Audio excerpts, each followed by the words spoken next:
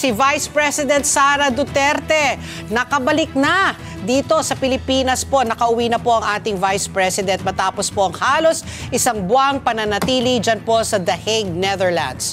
Umuwi po si VP Sara matapos nitong maisayos ang legal team ng kanyang ama na si dating Pangulong Rodrigo Duterte na nananatili pa rin sa kustudiya ng International Criminal Court o ng ICC.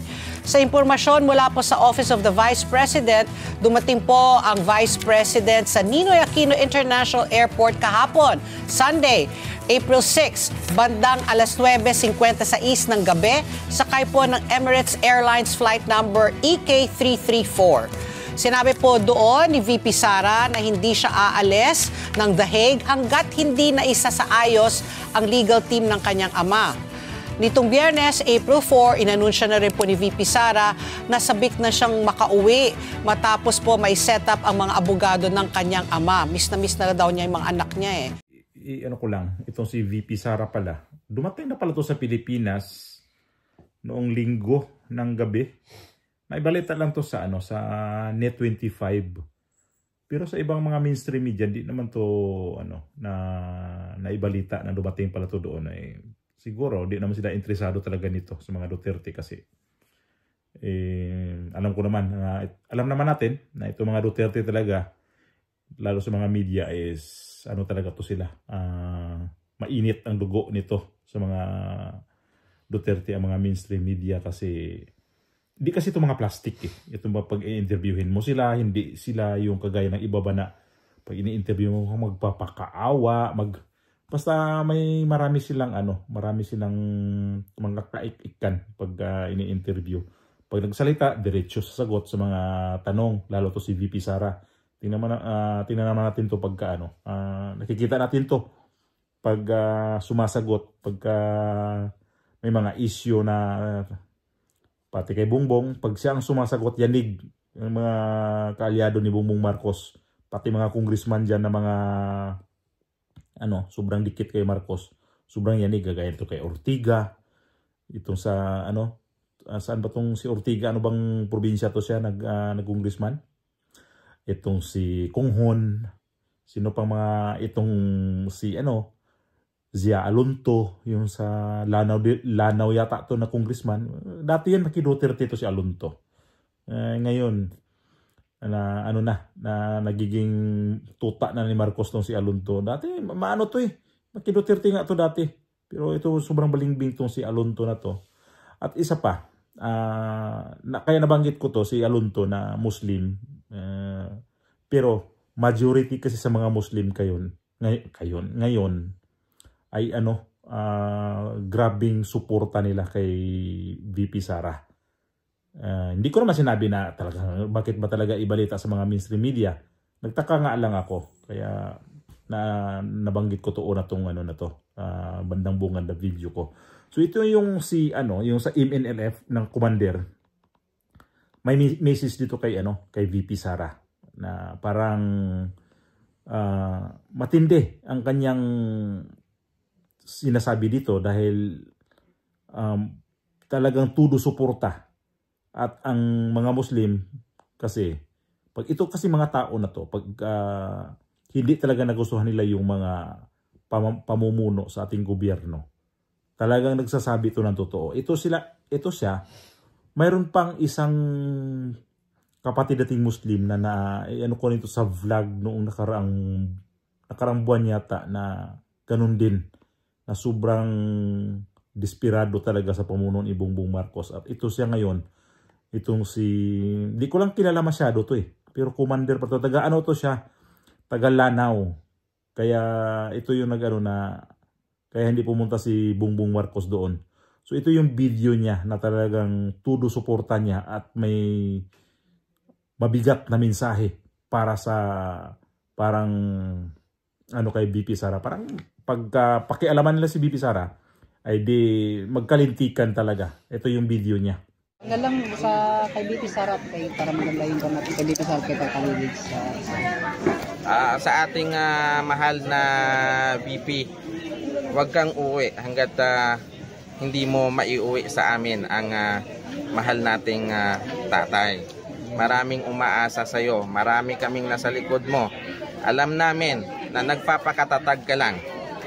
Dahil alam namin, tao ka lang din, nasasaktan, nanghihina.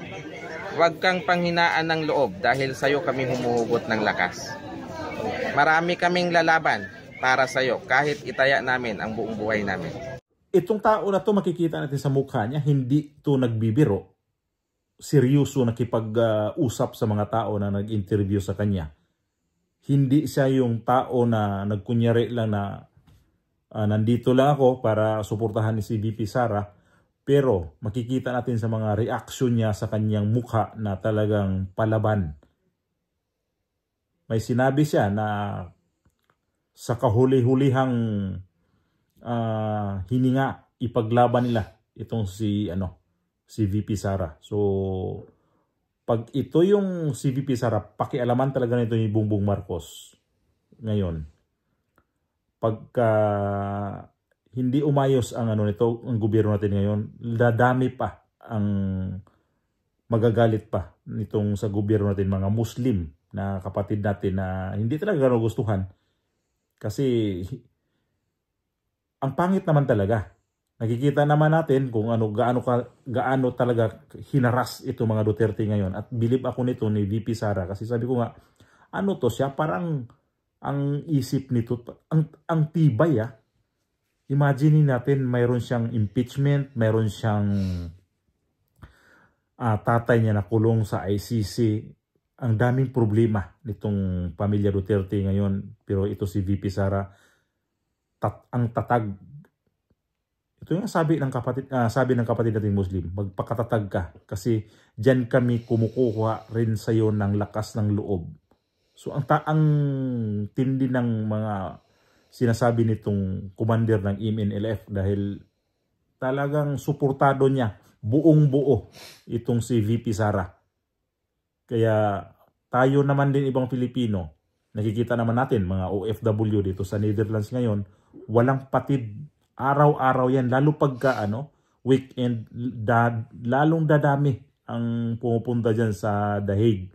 At ito na nga ngayon, ang kwento nga daw dyan is parang nag-boom ang tourist dyan sa malapit sa kulungan. Kasi ang mga Filipino, halimbawa, pupunta ng weekend na pupunta sila dyan na magkuha ng hotel. Siyempre, iba dyan na mamasyal. So ganun na dumami ang mga dyan sa negosyo dyan sa malapit sa The Hague, gawa sa mga Filipino. So buhay ang kanilang negosyo dyan sa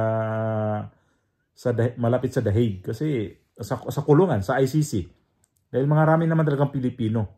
Kaya ito yung mga kapatid nating Muslim dyan sa Mindanao, nakikita natin yan kung gaano kasuporta ang mga pamilya Duterte kasi yung bahay nga ni dating Pangulong Duterte, ayan sila, nagbabantayan. Gabi-gabi yan, binabantayan kasi may sila may hinala na baka salakayin yan o pasukin na bigla na lang. At nakita ko lang kanina, may nagla-live dyan na parang may nagpalipad ng drone. Parang gabi-gabi yata yan, nagpalipad ng drone. Ibig sabihin, tinititikan talaga ang bahay na yan. So anong gusto talaga ng mga kalaban ng mga Duterte ngayon? Talagang talagang ididiin talaga sila ng husto. Kasi itong nangyayari ngayon, hindi ito basta-basta na nangyayari sa kanila ngayon. Kung ito yung malagpasan ni VP Sara, itong impeachment niya, tsaka kay dating Pangulong Duterte, sobrang tibay na talaga niya at ito talaga dapat mamuno sa ating bansa. Kasi ganito dapat matibay. At ang lakas ng niya sa pamumuno niya. Imagine mo naman, may trabaho siya, nandun siya sa Netherlands, tapos ang trabaho niya sa Pilipinas, na lang niya, through online na lang din ang kanyang pag-uusap. Tapos, mayroon pa siyang inasikaso ng mga abogado. Hindi siya umuwi, na hindi na tapos yung kanyang obligasyon para sa kanyang tatay. At natapos yon na yan, umuwi muna ng Pilipinas. Kaya nagtaka nga ako dito, bakit to siya hindi man lang naibalita sa ibang network kasi siyempre Ang iba nito, nag-antay talaga kasi may nalalapit ng impeachment. Ganun naman talaga eh. Ito na naman, dagdag ng dagdag yung mga nakikita daw nilang mga ano sa confidential fund.